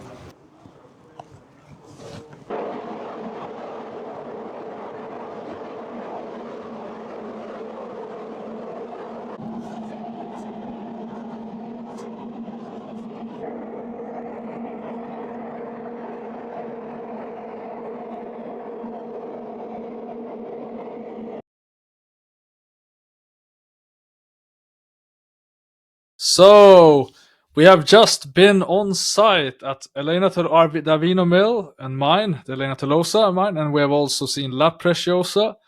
And we're now sitting here with CFO Nathan Hart. Thank you for being here today. Thanks for having me. First of all, could you tell us about yourself and your career? For sure. Yeah, so my background, I worked for one of the big four firms, Deloitte, for a number of years, mostly mining clients. Got to travel all over the world, West Africa, South America, Mexico, Europe a few times, and then all over Canada and the US to visit a number of mines. And then, of course, spent many hours in the offices as well. And then jumped and joined Avino it's been about 9 years now, and I've been in the CFO role since 2020 on a permanent basis. So yeah, my background is, obviously the finance side mixed with some mining experience. And yeah, I've been working with David and the rest of the team along the way. So how many shares do you hold of Avino? How important is it to your own net worth? And please separate common shares and incentive units. Common shares. So I have about 600,000 or 700,000 shares. I'd have to check the exact number, but yes, no, I have jumped in over the years. Some in the open market, some through incentive, but yeah, on actual shares, I have about, I think, 650,000 shares. And how many options, DSUs, RSUs, etc. do you have? Quite a few, yeah. I would say over 1 million. Yes, and that's kind of how Avino's operated over the years, is that we've kept things pretty tight from a cash perspective. So there was more equity incentive to kind of grow the company that way. And yeah, we all believe in insider ownership and bringing that up as well too. So however everyone can add to their position is encouraged. Could you first of all give us an overview of Avino's capital structures? How many shares are outstanding? What's the fully diluted shares count, etc.? Yeah, so fully diluted about 165 million, I think, right now. And the shares outstanding at the end of the quarter is about 156 million, so about 8 or 9 million in incentive comp. No warrants outstanding, no debt. We have the La Preciosa milestone payment on the royalty we bought back in Q3. That's 8.75 million, but other than that, we have no debt other than operating equipment and leases. So pretty clean structure, very clean, no warrants. What's the ownership structure look like? How institutional versus retail, and also who are your key shareholders? So it's evolved definitely over the last 6 months. We'll start with insiders. Insiders about 5 or 6%, and that's key management and directors. David's obviously the largest portion of that. He owns about 2 or 3% on his own. And then for ETFs and institutions, so ETFs, we were added into the GDXJ in September, so they picked up about 5 or 6 million shares, and then we're in the major silver indexes as well too. So ETF ownership's up to about 12 or 13%, and it looks like we might get some more additions in some materials ones over the next month. So hopefully we get that up to about closer to 15%. And then institutional has gone up quite significantly in the last few months. We've got a lot of funds both out of Canada and the US, as well as some investors out of Europe that have, picked up 1 million, 2 million shares kind of here and there. So we think we're right around about 20% institutional or high net worth individual investors. And then there's obviously a decent percentage of retail. We figure about 65%. Still retail. Perfect. And could you summarize Q3 with regards to production, financials, cash cost, fresh free cash flow, ASIC? Yeah, so from an operational perspective, production was a little lower than some of the previous quarters, and we expect that to come back up now, especially as we are processing some La Preciosa material in the fourth quarter. But on a cash cost and all-in sustaining cost basis, we about $17 an ounce cash cost and about $24 all in. So that was a little bit higher than the last few quarters, and that some of that was also, I don't want to get into the details, but our silver equivalent calculation got hit by the silver price because we had less copper and gold contribution to that number. So using our budget prices, we would have been right around $22 all in versus 24, and kind of around $15.50 for cash costs. So that, we did point that out a bit on our earnings call and in our Q3 news releases, but that does impact us. But it was, the year-to-date figure has been about $22 all in cost. $5.5 million in free cash flow. $4.5 million if you back out about $1 million spent at La Preciosa, and then EBITDA was $11.5 million, I want to say. We got a couple benefits from a few other item gains, like our hedging and a few other things. Okay, excellent. So, and how did the per ton metrics looks like in Q3? Cash cost and all-in sustaining cost? Yeah, very similar. We've been pretty much the last 6-7 quarters, we've been right around $50 to $55 cash cost per ton and about $70 to $75 all-in cost per ton. So I think we were 52 for the quarter and 73.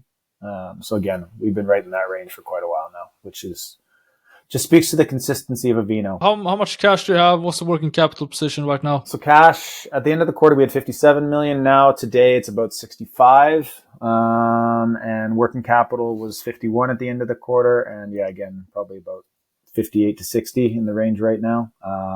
That's, that's the key one. Obviously, more than enough cash to pay down any liabilities we have, as well as our 12-month capex. How do you, right now with that amount of cash, how do you manage and store that? Good question. Yeah, we're a mining company. We're not an investment company. So we don't take a huge amount of risk, but, be prudent to obviously get as much return as possible. So we put it in short-term GICs and kind of guaranteed investment stuff. We've been averaging about 4%, 4.2% over the last couple months. With another rate cut in the US, we expect to hopefully finish out the year with around 4%. But on that amount of cash, that pays for quite a bit of overhead. That pays for, a number of things that we wouldn't have been able to obviously cover in previous years when our cash was a lot lower. Do you always move your cash out of Mexico? Do you have it in Canada, or how does that work? And so we move a lot of it in Canada just because we can get a better rate. Just not quite as good offerings in Mexico in the banking world, but that's really it. I'd say most of it's in Canada. I would say probably 90%, 80 to 90% is generally in Canada. And can you move it out of Mexico? What does it cost to move it out of Mexico? Not a lot. We have intercompany loans as well too, right? We've got because over the years Avino Canada has fronted money down to Mexico, so we just repay those loans. And what do you expect the corporate G&A to be next year? Next year, so right now it's about 1.6 to 1.8, give or take, per quarter. That's USD. So that's all salaries, and that includes marketing, etc. We expect pretty similar. I would say maybe a slight increase with additional marketing for La Preciosa and other items, but we'd like it to be under $2 million a quarter, and that would cover. Yeah, and that includes all salaries as well, and management fees, anything like that. And roughly, what payabilities do you get for each metal? Quite high, yeah. Copper, gold, silver, it's all above 90. And how much, refining and treatment charges, is that a significant cost there? It used to be more of a significant cost. Now it's quite a bit less costly. Obviously, copper treatment charges are now negative in a lot of cases for some of the bigger companies, and then we just pay a small premium on top of that. So per ton, we're talking about maybe $50. Okay, so then and how much of that, if you would equate that to silver equivalent ounces, or give some sense? Per ounce, maybe $1. If they include penalties and everything, yeah, $1.25. And what royalties are there on the Avino property? On Avino, there is a 3.5% royalty, and and that covers the current production operation. And La Preciosa is royalty free now? Yeah, pretty much all the material obligations are off that. So that was done in Q3. Yeah, so essentially royalty free. How much did it cost you to buy back the royalty on La Preciosa, and when is the last payment, or how much do you have left to pay, and when do you pay that? 13.25% bought back the royalties as well as the discovery obligation, which was if we discovered new mineral reserves outside of the current resource, we would have to pay Trident, the 25 cents per ounce found. So to eliminate the royalties, the two royalties, and that was 13.25% or 13.25 million. And then the last payment of 8.75 is really just crystallizing we had a contingent production payment that was due 12 months after production. So instead of, because obviously we're down the road of going into production, part of the deal to buy back that obligation as well too is that we basically just turned it into a 12-month payable. So 22 million total between the two. And could you give us some sense of so essentially roughly $53 per ton is what your cash cost milled, and then you have call it $75 per ton all-in sustaining cost. That was been averaging for this year. What is that comprised of? Yeah. So between the different things, so yeah, mining and haulage is probably about 20 to 25.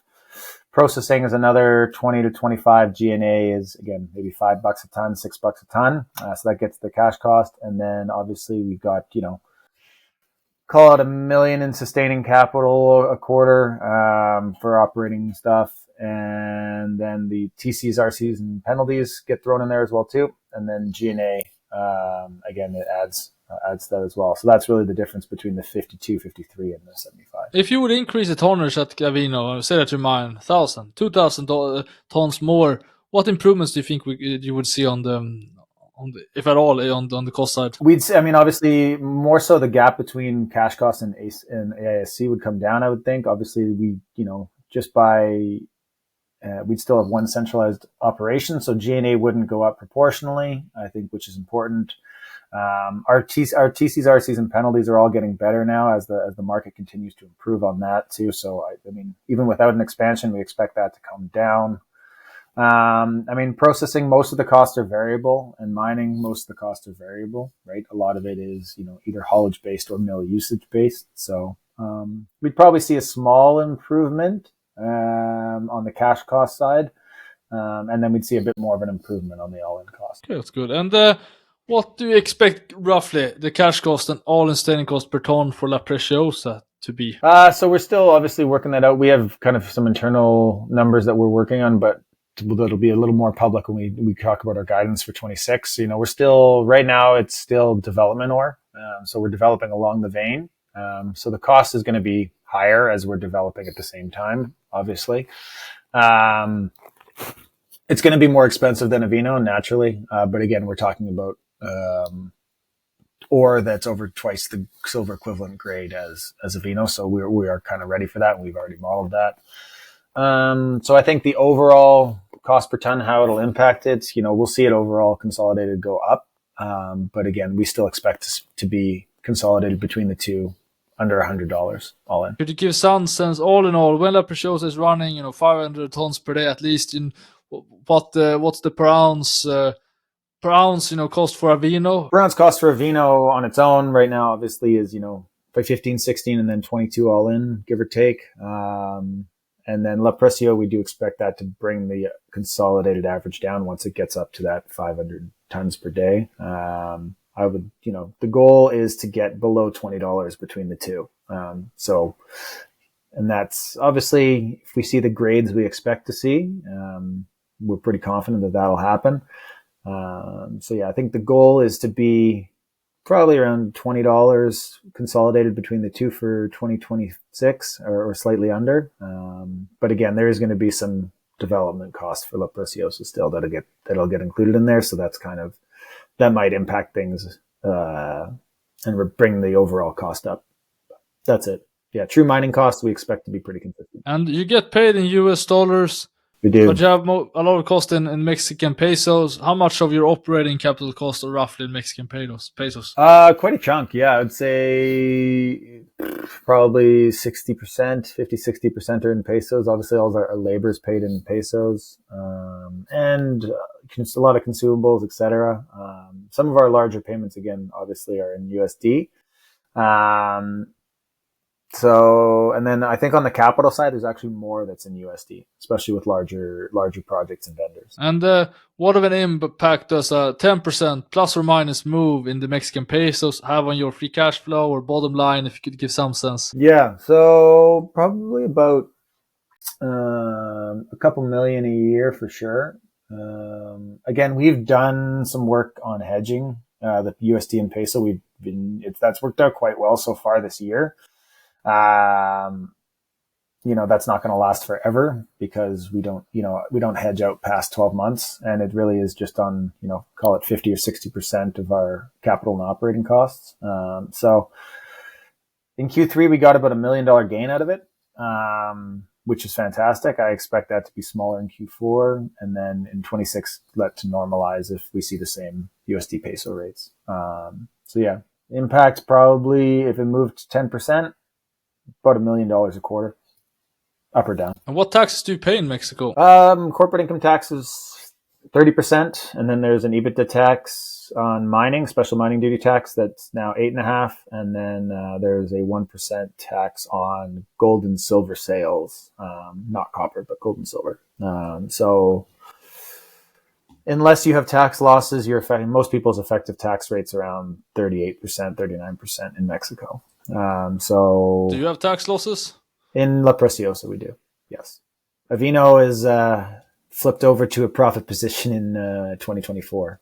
So what's the annual capex to sustain the mine? Essentially, what do you think it is to sustain the mine and also sustain La Preciosa once it's fully up and running? Probably around. Yeah, I'll start with Avino, I guess, when it's easier to do them separate. I think we have about 6 to 8 million in sustaining payments, call it lease loan costs and additional capex at Avino. And then La Preciosa is still mostly development costs, although obviously we're making lease and loan payments now on equipment, so that it's kind of probably 2 or 3 million sustaining right now at La Preciosa. And then obviously there's new development costs. So as we get into 26 and further on, I think on just true sustaining costs, I'd say 10 to 12 million. So how could you give some sense, if you would mine more at Avino, say you would mine 1,000 tons per day more, how would that sustaining capex change? It wouldn't be much in as far as sustaining capex. We'd need, probably a couple more pieces of equipment, but again, not huge. It'd be the plant upgrade. That's probably the one which I'm sure we've talked about a little bit in the cost around that, and it's not overly significant. We've started a lot of that work internally. It's just a matter of how big you go. But yeah, there wouldn't be a huge amount of change to the sustaining capital number. Like max a few million. Yep. Yeah, max. Yep. So we have now been to site. We have seen the Avino mine, been underground at the Elena Tolosa. We have seen the mill. We have seen some ancillary facilities, the core shack, or one of the core shacks. We have then been to La Preciosa and the core shack as well, and also underground, and probably more that I've forgotten about. So I guess first of all, so the plan now is you got the oxide tailings project, which is a very economic project, but you will probably prefer to expand the mill, or? That's correct, because they're already permitted. It would be easier to amend a permit than do a brand new operation. So that's why we have the 3 drills turning, and we've got the engineers that were here last week. They're going to compile all the data, and next year we'll then entertain different throughputs of expansion. And sometime second half of next year, you should let the market know. Yeah, or sooner. It depends. We have to digest it and see. We got to look at the different sensitivities. Yeah. So once you get to a certain capacity, then it would make more sense to build something here. Because if you think of all the trucks that are going to be going back and forth, so and on a smaller scale, like maybe 1,000 or 1,500 tons per day, that's feasible at Avino. But if we were thinking bigger, like if you're going to mine more than 1,500 tons per day at La Preciosa, then it would become probably like 2,500 or more, 3,000, you probably think of how many trucks that would be. Like even 20 or 30 an hour. Yeah, that's a lot of trucks. So anyway, what we're thinking, we're looking at just some incremental expansions in the mill, like 500, 1,000, 1,500, and just sort of, put the numbers together, some sensitivities around it, and then we can decide, do we want to do a feasibility study or just build it out if we got the cash on hand. If we don't have to go to a bank to borrow money, we don't need a feasibility study, which is how we started up the mine. I didn't start with a feasibility study. I hired the people that have worked for us for decades. One of the gentlemen that was here today, earlier, he's worked with us for 45 years. He's a mining engineer. He's the one who designed the underground. So we don't really need to bring in outside help to do a desktop study to tell us what we already, how to do our business. In the meantime, what will you do with the oxide tailing? And by the way, where is it located? Is it close by here? Oh, it's beside the mine. It's beside the mine, So okay. 19 kilometers away. So the big tailings you saw when we were driving up, that's it. That's it. Okay, there it is. And so we wouldn't want to. We'd want to process it right there, and it's on our radar. But that would be from scratch. And so essentially, what work will you be doing over the next year for the oxide tailings? Will you do any community engagement? Community engagement and expand the area that we want to use. So the area of influence, we want to make sure all of that is secure. And in the capital allocation priorities is essentially expand La Preciosa, hopefully build a mill, and exploration. Well, the beauty is we can sort of expand La Preciosa without expanding the mill because there's 4 circuits. We can just decide feed more and pull less from Avino. So that's not our goal, but we have the ability to adjust what goes through the mill. So the more we develop at La Preciosa, if that's higher grade, the higher grade will trump what goes through our mill. We'll decide. Okay, but there's no, in terms of acquiring new ground and M&A, that is not No, we've got purview. Blinders on and we're focused on organic growth. You said, could you expand these operations? That's where we want to focus our energies. Why go and acquire someone else's headache? Yeah, that's true. That's true. So with that... we have a lot of land here. We have a lot of opportunity to expand what we already have. We have veins that we've put holes into that we haven't gone back to because exploration and develop ebbs and flows with whatever you can afford. There's times when we start drilling and then our priority shifts to something more important. So we neglect finishing the drilling. We want to go back and drill those areas because now they're all economical. So with that, where do you envision Avino silver and gold mines in 3 years from now? In 3 years from now, I mean, we have a strategy to grow our output. It's possible it could be a double, 5 million ounces. Our goal is to get between 8 and 10 million ounces, but we could see 5, maybe a little bit better than 5 within 3 years. Without a throughput increase or with that throughput increase? Potentially some throughput, but also a change in the feed mix. So if there's more high grade, that will output more. Fantastic. Okay, more now. Thank you. Thank you, David.